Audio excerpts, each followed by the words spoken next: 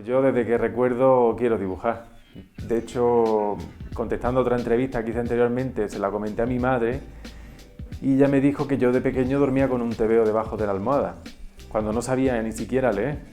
Entonces recuerdo que me gustaba leerlo y al momento, no, antes incluso de leerlo ya quería dibujarlo. Siempre tebeo además. Y tengo tebeos míos del colegio, con compañeros míos y conmigo mismo de protagonista.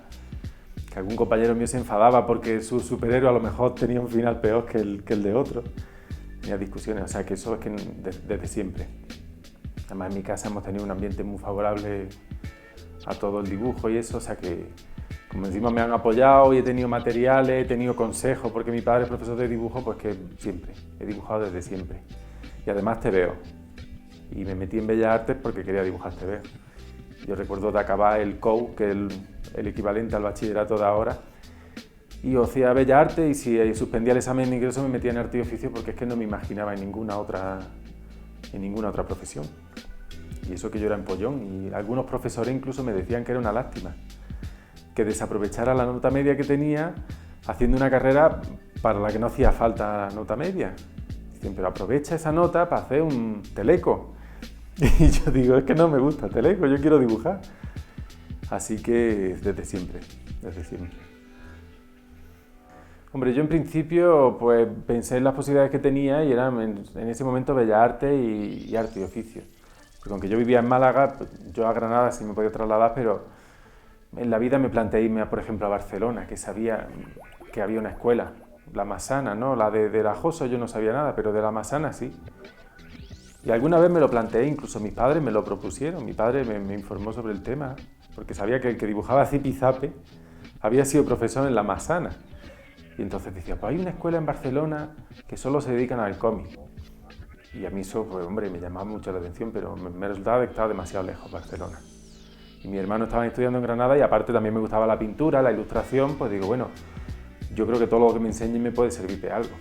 Entonces hice Bellas Artes porque aprobé el examen de ingreso y allí aprendí muchas cosas y me di cuenta de que pintar me resultaba más sencillo que hacer cómic. Entonces la formación pues básicamente era de la facultad.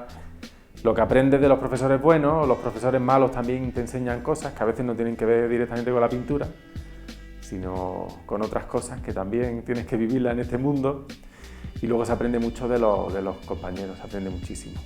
Aparte del dibujar todos los días y los modelos del natural, se aprende muchísimo y eso siempre sirve, la anatomía, la perspectiva. Aunque en absoluto me arrepiento, porque además luego me dediqué a la pintura y de hecho dejé el cómic un poco aparcado a nivel profesional, o sea que todo lo que aprendí en la carrera me ha servido mucho. Sí, pues realmente como en la facultad me vi orientado hacia la pintura, porque me gustó mucho y hice la especialidad de pintura. Hice un crédito en ilustración, pero yo me dediqué a la pintura. Entonces fue sencillo pues vender cuadros en galería y eso porque lo empecé a hacer incluso antes de acabar la carrera.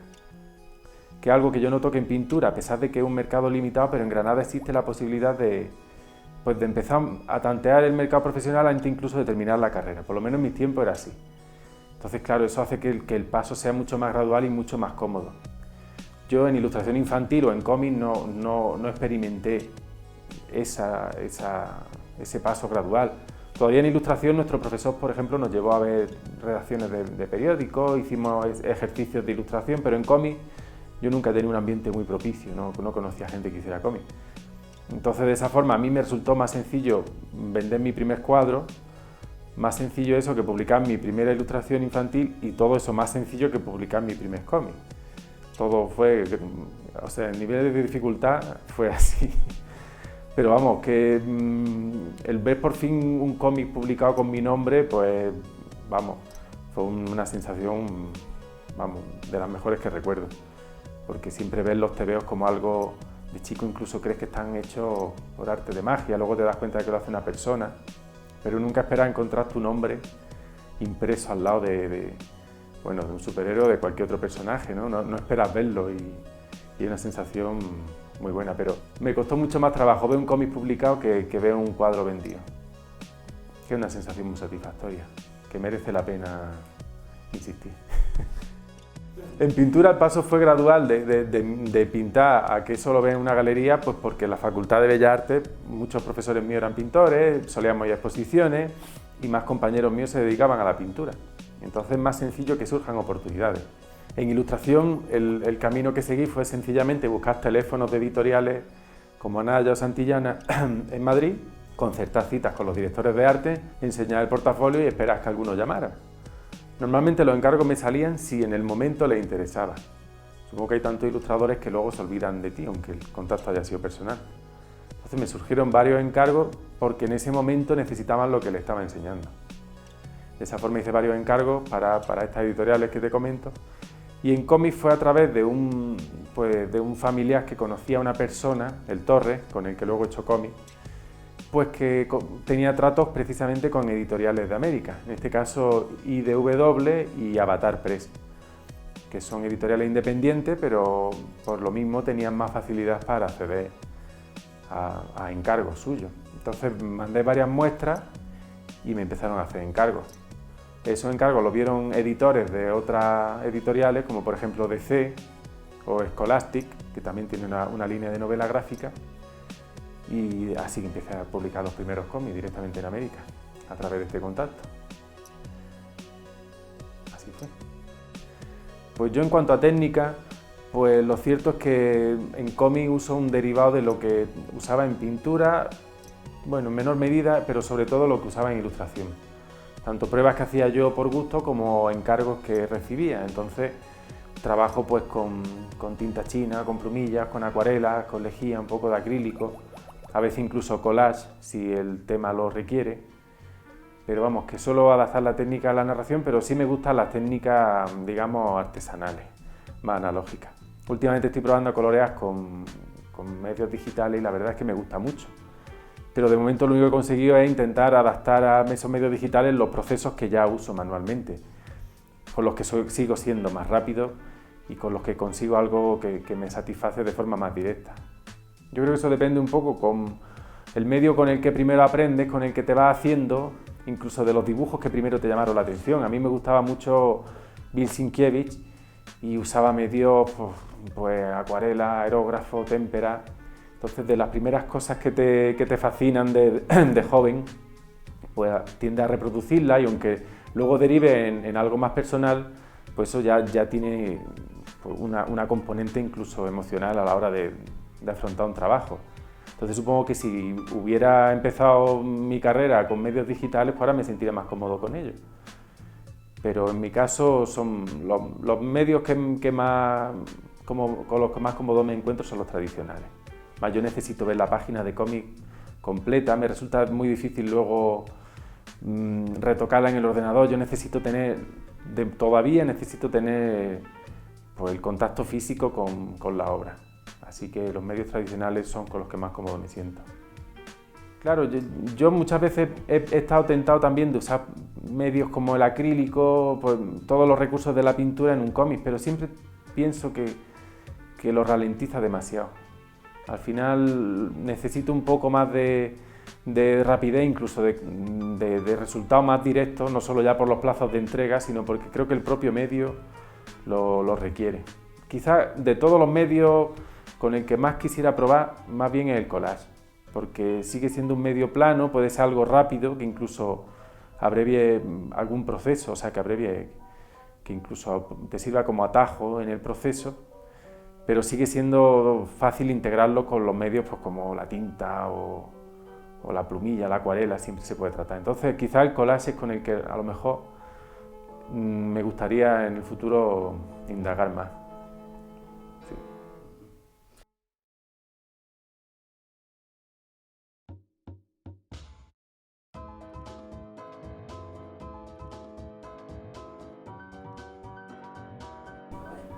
Pues a la hora de empezar un proyecto de historieta, pues realmente normalmente el primer paso suele ser el guión. Yo tengo alguna experiencia con guión propio, pero normalmente trabajo con guiones de otras personas. Entonces lo primero siempre es pues, leerse el guión y hacerse una imagen de lo que quieres contar y cómo contarlo.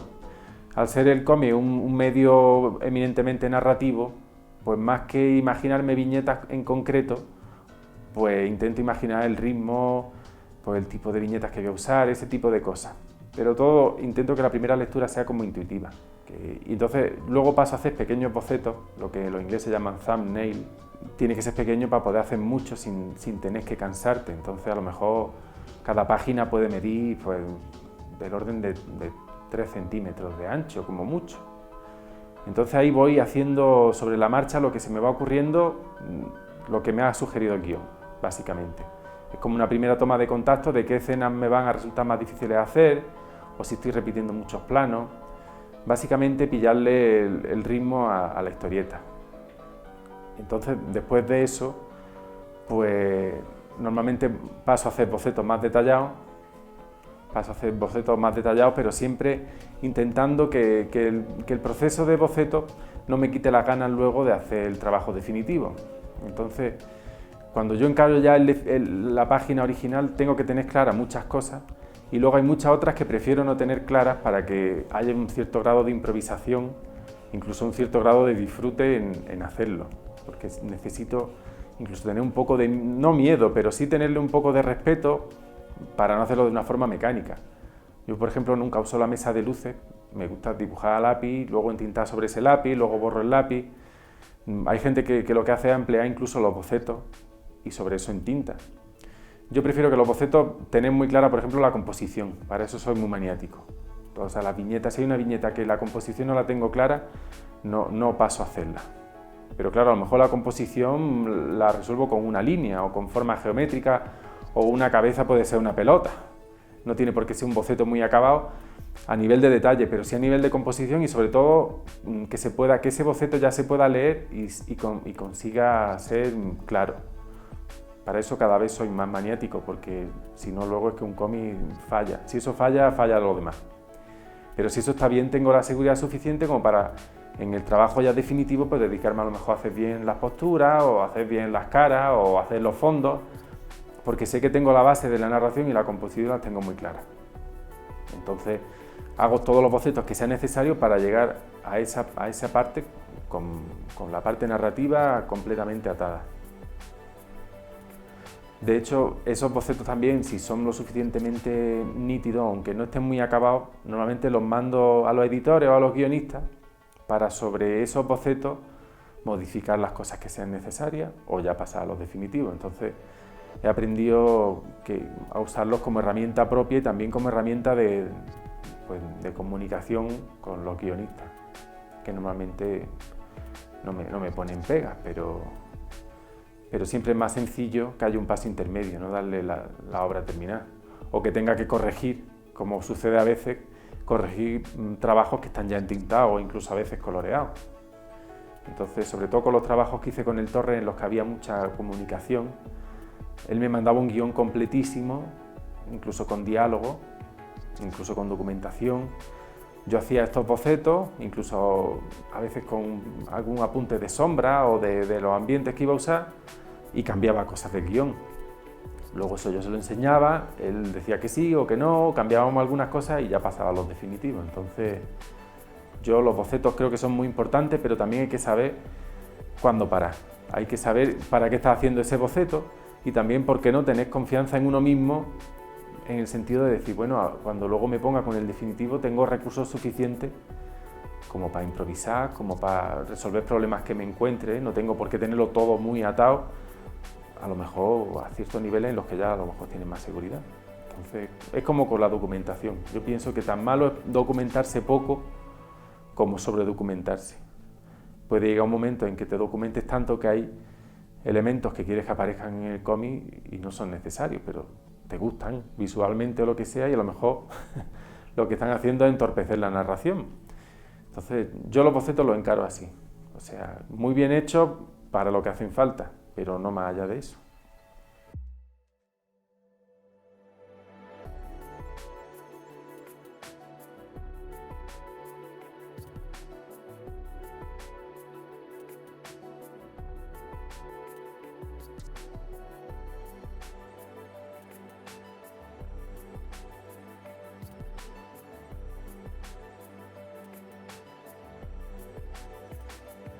Pues en cuanto a influencia, como me gustan varios medios, pues a lo mejor de la misma forma puedo fijarme en las composiciones de Goya o de Rembrandt para hacer una viñeta de cómic, porque de hecho, bueno, los grabados que tienen, incluso muchas de las pinturas, son antecedentes directos de lo que es el cómic hoy en día.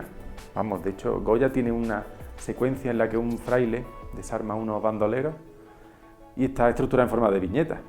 Pero bueno, incluso sin esos elementos tan típicos de la historieta, simplemente a nivel visual, las composiciones, la comunicación visual llevan muchísimo tiempo ejecutándose. Entonces puedes encontrar influencias, como digo, de un pintor, pues como Goya o como Rembrandt o como Schiele, para el cómic, y de la misma forma, cuando yo pintaba sacaba mucha influencia, muchas ideas de dibujantes como Bill Sienkiewicz, que de hecho es muy pintor, pero incluso a niveles de composición de blanco y negro, yo las aprovecho para mis cuadros. Entonces no tengo las influencias, no las tengo compartimentadas.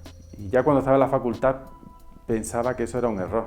Es decir, a lo mejor a mí me gusta mucho la escultura, pero no se me da bien. Pero eso no quiere decir que no pueda sacar ideas de esculturas para pintar un cuadro.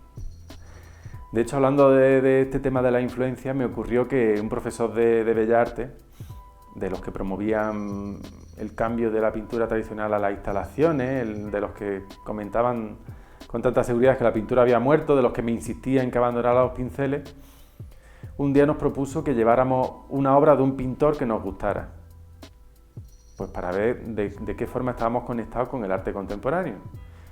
Y yo llevé un cómic de Daredevil de Bill Sienkiewicz.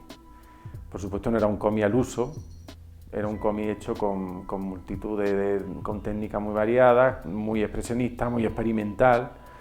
Había viñetas que parecían cuadros y las que no, bueno, eran viñetas extraordinarias. Y se lo llevé porque le dije que incluso pictóricamente para mí esa era mi mayor influencia. Y de hecho cuando conocí a Bill Sienkiewicz en Nueva York se lo dije. Le dije que era una de mis mayores influencias, si no la mayor. Y el profesor se alarmó. Dijo que no, que estaba muy mal, que me pasaba, que cómo era posible que mi mayor influencia pictórica fuera un dibujante de cómic. Al momento me dio nombre de varios excelsos pintores contemporáneos que supuestamente tenían que influirme. Me dio también los nombres de revistas para mantenerme al día, pero lo cierto es que, bueno, lo llevé un poco, no sé si por provocación o no, yo lo llevé de forma honrada. Luego pensé que podía ser una provocación, lo pensé a posteriori, pero en principio pensé de forma honrada que en mi pintura se puede notar que me gustan ciertos dibujantes de cómic y viceversa. Así que resumiendo, pues realmente me influyen muchísimo dibujantes como Bill Sienkiewicz o Frank Miller o Mike Mignola, que me gustaron en la adolescencia, que es una época en la que pienso que están muy susceptibles a recibir fuertes impresiones, revelaciones que de repente cambian tu forma de pensar, porque es una época de cambio. Y luego en la vida adulta, no quiere decir que no tenga revelaciones de ese tipo, pero están como más amortiguadas pues, por el peso de la propia experiencia que lleva acumulada, ¿no? Entonces ya digo, mucho sobre todo de los 80, incluso guionistas como Alan Moore, ya vuelvo a decir que el cómic es un medio narrativo, pues me han influido muchísimo. Y luego posteriormente dibujantes como Tardi o Moebius, pues también he visto que incluso a posteriori se parecían a las cosas que yo ya hacía incluso antes de conocerlo. Que también a veces recibe una influencia, pues digamos, como de ida y vuelta, ¿no? A veces hay dibujantes que te gustan mucho, intentas no parecerte a ellos, pero notas su influencia, y al revés. Llega un momento en que te llaman la atención dibujantes que se parecen a ti, lo cual es un poco endogámico, pero ocurre. De repente a lo mejor, ¡uy, qué bien dibuja este! Y luego te dice alguien, si tú no te has dado cuenta ya previamente, es que se parece a lo que tú haces. Y luego, por supuesto, también influencias mucho más cercanas, pues de dibujantes españoles que conozco personalmente o no, pues como Miguel Ancho Prado, Juanjo Guarnido, y luego dibujantes que a lo mejor te influyen no en la forma de dibujar, sino en la forma de plantearse su vida profesional. Yo creo que lo de la influencia no es algo tan definido. Siempre hay que tener las antenas puestas, pero que recibe una influencia incluso de novelas. A lo mejor hay novelistas que en las descripciones que hacen te sugieren una imagen tan fuerte que eso te influye más que un dibujante o que un fotógrafo. Pero bueno, en todo caso, los nombres que he dicho siempre los tengo muy presentes. Y continuamente vuelvo a ellos y me siento orgulloso hasta extremo insospechado cuando alguien ve influencia de esos dibujantes en mí. Porque sí, porque son dibujantes que tengo en un altar, vamos.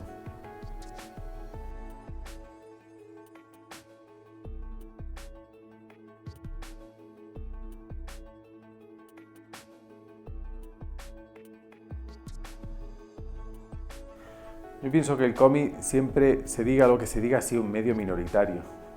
Ha habido picos puntuales, pues como cuando empezó el boom de las tiras cómicas en los periódicos americanos, cuando el Randall Hearst contrataba dibujantes y se los robaba a otros periódicos porque sabía que eso aumentaba la tirada de los periódicos dominicales. Cuando en los 90 hubo un boom del coleccionismo de superhéroes. Ha habido picos que a lo mejor el cómic ha vendido mucho, pero yo siempre he considerado que era un medio minoritario. Entonces, pienso que quizás antes, yo cuando era joven, encontraba los cómics en los kioscos. Y es cierto que esa cercanía, esa disponibilidad no se la encuentra a las nuevas generaciones. Es posible que la necesidad de consumir ocio haya sido sustituida por videojuegos, las películas, que incluso mucha gente conozca personajes a través de las películas, aunque fueran de cómics. Eso es posible, pero también es cierto que mucha gente se acerca ahora a los cómics de otra manera. Esto del cambio de nomenclatura novela gráfica ha hecho que muchas personas que no leían cómics por prejuicio se acerquen a ella. O sea que a lo mejor lo que se pierde por un lado se gana por otro y el cómputo general pues siga siendo minoritario. Eso es lo que yo pienso. Es cierto que quizás no esté tan unido a la juventud como antes. No es un medio que ahora mismo, precisamente los nuevos lectores son de edad más avanzada. De hecho, se buscan universitarios, incluso se busca público adulto, como pasa en Francia. Eso es posible, pero vamos, yo siempre he pensado que el cómic es un medio minoritario. Entonces, pienso que si ha habido una disminución de lectores o lo que sea, quizás no sea tan representativa o tan llamativa. Hombre, es cierto que yo, como amante de este medio, pienso que realmente hay mucha gente que se lo está perdiendo. Empezando por los jóvenes, los adultos, los niños, sobre todo, que es que hay un vacío tremendo en ese tipo en productos dirigidos a ese público. Pero claro, no sé si es falta de voluntad por parte de la editorial o de incluso dibujantes, de nosotros también, que no nos queremos arriesgar, o es simplemente la evolución lógica, que a veces también sucede, que hay un cambio una variación del tipo de público que consume cada producto. Yo eso no lo sé. Sea como sea, es cierto que el cómic es un medio vigente para contar un montón de cosas y está muy desaprovechado. Ya no está tan estigmatizado como algo de una minoría friki, pero sigue estando muy desaprovechado. Pero bueno, ya digo que cuando nos quejamos mucho pienso que es que luego leo entrevistas de hace 10, de 20 años, leo entrevistas, leí una de Chris Claremont, el guionista de La Patrulla X, que decía que hacían TVOs con la alegría de saber que a lo mejor, con la alegría, ¿no? Con la despreocupación de pensar que a la semana siguiente iban a cerrar. Y eso a lo mejor eran finales de los 70, principios de los 80, que es el principio de una de las décadas más prolíficas de cómics precisamente en ese género. Y muchos de ellos, ya te digo, trabajando para Marvel, tenían la impresión de que eso se iba a acabar. Y desde entonces han pasado ya 40 años y seguimos. Entonces pienso que eso es algo típico del cómic. En la materia de los premios, yo, por poner mi ejemplo personal, yo al final decidí dar el paso de intentar dedicarme a los cómics porque recibí un premio del Instituto de la Juventud, del INJUVE. Pues ese dinero, incluso de una forma ética, pensé que la mejor manera de aprovecharlo era invertirlo en el tiempo que necesitaría para preparar portafolios o incluso perder el tiempo en hacer entrevistas con editores. Entonces, a mí ese premio en particular me supuso, aunque solo fuera a nivel simbólico, que fue un dinero que me sirvió, pero aunque solo fuera a nivel simbólico, a mí me sirvió para intentar meterme en ese mundo. Pero los premios institucionales en particular pienso que se tienen que dar en un momento determinado, o sea, con autores jóvenes para una ayuda para arrancar. Pero si se convierten en subvenciones, pienso que son contraproducentes. Pienso que realmente lo que hay que hacer es promover una industria y que el autor se mantenga por sí mismo y que tenga el aliciente de hacer un producto que sea culturalmente valioso, pero que también sea capaz de venderse como producto y de llegar a gente y conseguir dinero haciendo, o sea, con un vehículo de cultura. Eso es ideal. Eso para mí es lo ideal y es lo que hay que aspirar. Y en cuanto a los premios que se conceden pues, en salones de cómic, pues siempre se agradecen, la verdad. Lo que pasa es que no todos tienen la importancia, no todos tienen la misma importancia. Entonces hay premios que realmente cuando luego aparece una banda de papel alrededor de tu TVO, aparece que has ganado tal o cual premio, pues puede influir en las ventas, lo cual siempre es de agradecer. Que alguien se tome la molestia de organizarlo, de conseguir financiación para darlo, siempre se agradece. Pero vamos, que no hay que hacer los TVOs para los premios, eso sí lo pienso.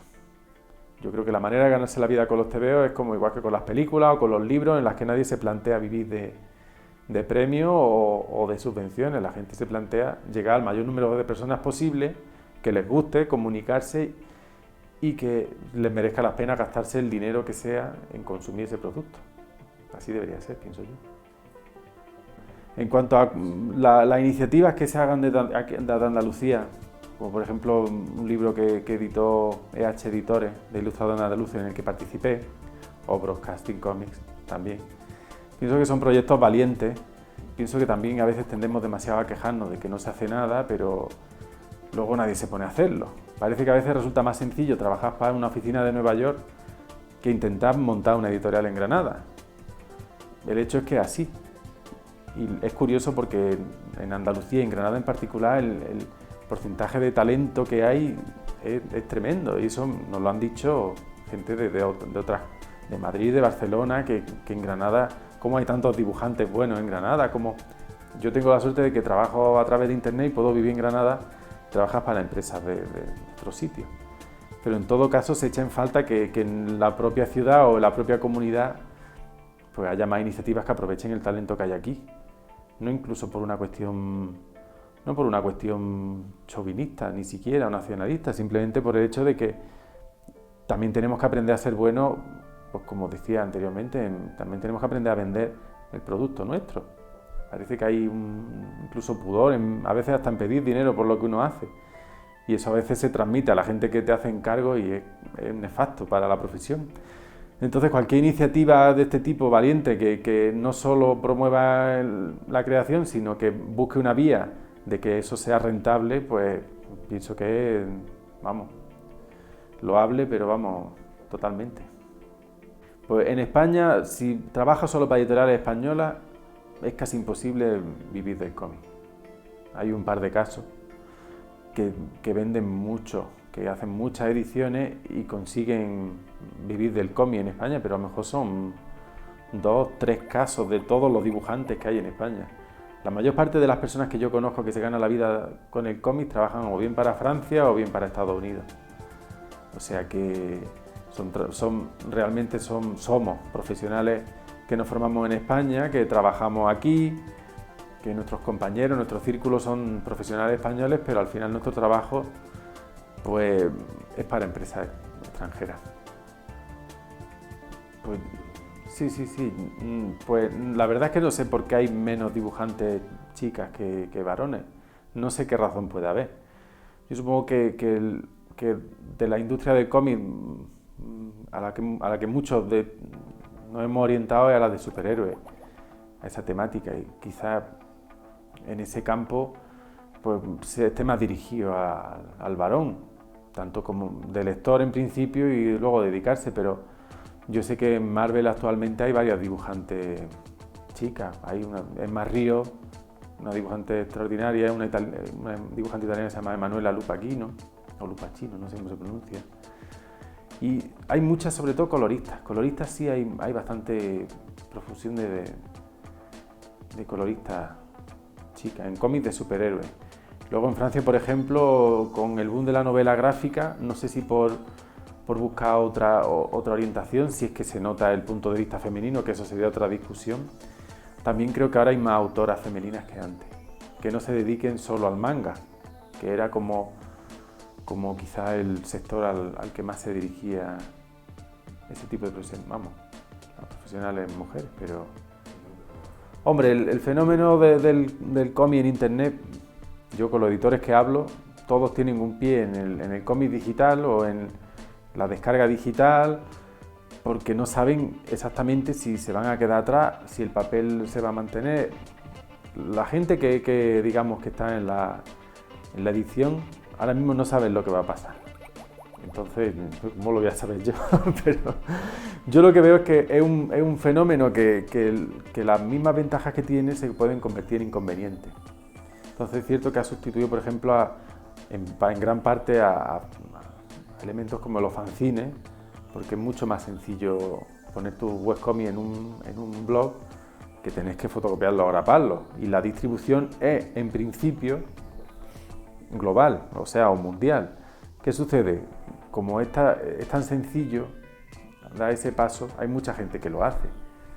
Y de esa forma, pues tu blog puede que se quede perdido en la maraña, a no ser que haya algo que lo identifique, que de alguna manera se signifique. Entonces, pienso que aunque tenga el potencial de llegar a mucha gente, si por el exceso de oferta no se consigue llegar a la gente, pues realmente pues no cumple su objetivo.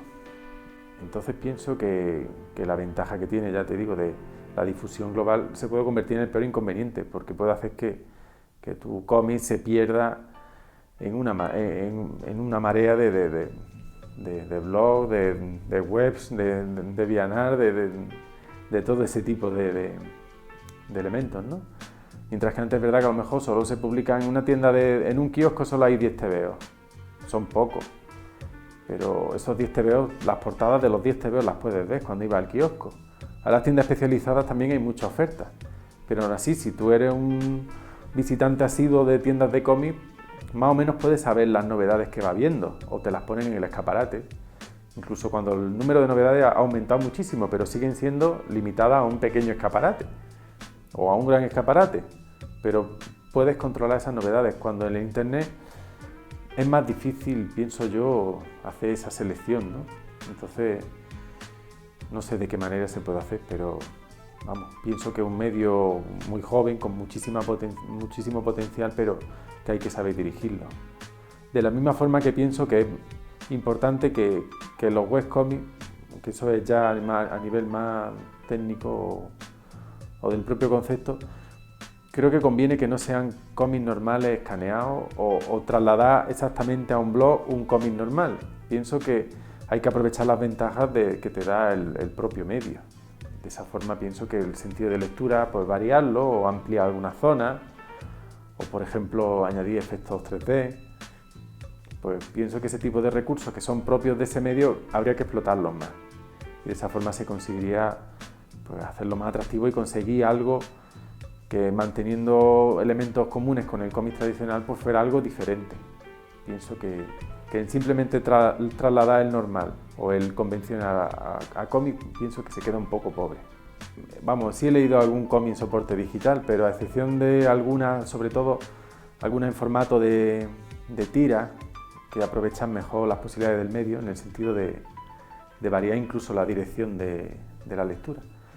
La mayor parte de lo que he leído han sido o escaneados de TVO antiguos o incluso páginas que luego han sido impresas en papel, pero como están dibujadas con medio digital, pues simplemente las han subido a un blog o lo que sea y las he leído pues en formato PDF o en formato CBR, pero normalmente cómic tradicional en un soporte digital, no cómic digital, tal y como yo lo veo. A excepción, ya digo, de algunas tiras que sí, y que realmente cuando está bien aprovechado el medio se hace muy atractivo. Pues actualmente me estoy dedicando más a la historieta y la pintura y sobre todo la ilustración la tengo completamente abandonada. La pintura, cuando tengo algún momento, pues hago lo que yo llamo guerra de guerrilla, cojo algún tamaño pequeño que sepa que pueda terminar en poco tiempo y de esa forma intento no oxidarme. Pero igual que cuando salí de la carrera, el cómic yo simplemente lo hacía como casi no hobby, porque para mí nunca ha sido solamente un hobby, yo no lo usaba, para mí no era una afición, para mí era una vocación.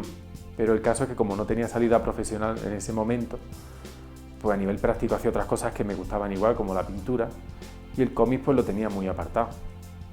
Pero ahora con el paso del tiempo, pues realmente ha cambiado las tornas y ahora mismo la historieta para mí es mi medio de vida y lo que me ocupa la mayor parte del tiempo.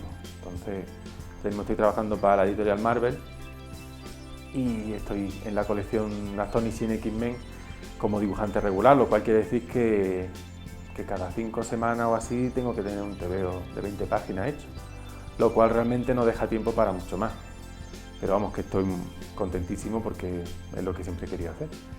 Entonces siempre me he planteado que si en algún momento dejo de tener encargos de cómic o simplemente me satura ese campo, pues siempre puedo volver a la pintura porque me gusta igualmente. De la misma forma que si en algún momento trabajas para la Marvel, pues me satura o sencillamente dejan de contar conmigo, pues también tengo ahí en la recámara muchos proyectos con guionistas como el Torres, por ejemplo, con el que tengo varios proyectos pendientes, o incluso algo que para mí sería uno de los retos que hace tiempo que me quiero, que me marqué hace tiempo, es hacer un cómic propio con guión mío. Probablemente sea más sencillo empezar con una adaptación de una novela o algo de ese tipo, pero mi ilusión realmente es ocuparme yo del proceso completo. No ya por el hecho de que no me guste colaborar con otra gente, que me encanta, que es muy enriquecedor, sino porque de vez en cuando se me ocurren ideas que a lo mejor no encuentro en TVO, que no hay guionistas que hagan eso, pues digo, pues supongo que lo más sencillo es que lo haga yo. Además que en un medio como la historieta es que el guión y el dibujo están tan unidos que a poco que te metas en ese medio te entran ganas de contar una historia tuya con tus dibujos.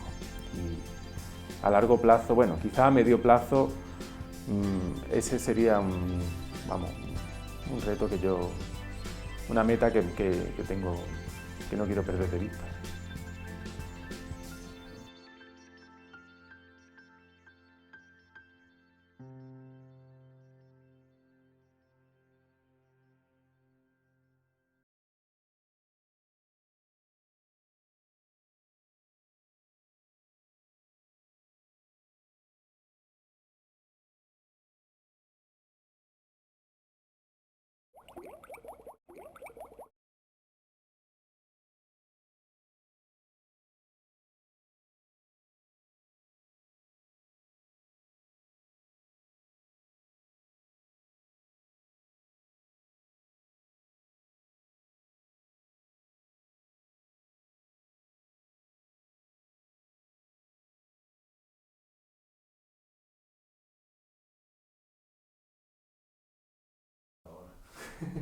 Quítalo.